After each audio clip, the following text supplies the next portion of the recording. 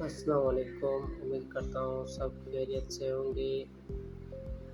آج کی کہانی ہے ایک جھیل کے اوپر ہاتھی کی۔ بہت عرصہ پہلے کی بات ہے کہ آبادی سے دور ایک پرانا ویران گاؤں تھا۔ اس میں گھر، گلیاں اور دکانیں سب خالی اور ویران تھیں۔ کھڑکیاں اور سیڑھیاں ٹوٹی ہوئی تھی۔ جگہ چوہوں کی بہانے، کودنے اور غور مچانے کے لیے بڑی عمدہ تھی۔ اس گاؤں میں چوہے صدیوں سے رہ رہے تھے۔ انہیں اس گاؤں میں کسی کے آنے جانے سے کوئی فرق نہیں پڑتا تھا۔ چوہوں کے لیے یہ بہترین دور تھا۔ انہوں نے ان پرانے گھروں اور عمارتوں میں سرنگیں بنائے، بھول بھولیاں بنائیں۔ ان کے تو یہاں مزے تھے۔ وہ یہاں کھل کر موج مستی، دعوتیں اور پارٹیاں کرتے تھے۔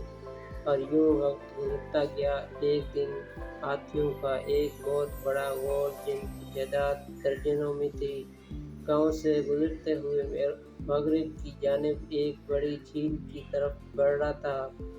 یار یہ تمام ہاتھی چلتے چلتے سوچ رہے تھے کہ اس جھیل کے ٹھنڈے پانی میں تیرنے میں کتنا مزہ آئے گا۔ وہ نہیں جانتے تھے کہ جب وہ گاؤں سے گزر رہے تھے تو ان کے قدم چوہوں کی بنائی ہوئی سرنگوں اور بھول بھولیوں گئے تھے۔ ہاتھی بڑے ہڑبڑ کر گئے تھے۔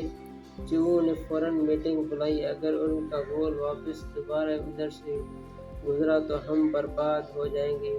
ایک چوہا پکارا، ہم نے اب موقع ہی نہیں دیں گے۔ ایک اور پکارا۔ اب کچھ دلیر چوہوں کے ایک گروپ نے ان ہاتھیوں کے قدموں کے نشانات کا جھیل تک پیچھا کیا۔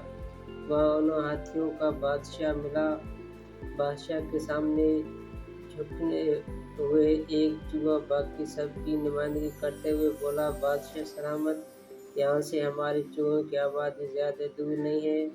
اسے پرانے ویران گاؤں میں ہے جس سے آپ گزر آئے تھے۔ آپ کو یاد ہوگا۔ مجھے یاد ہے، ہاتھی بادشاہ نے کہا۔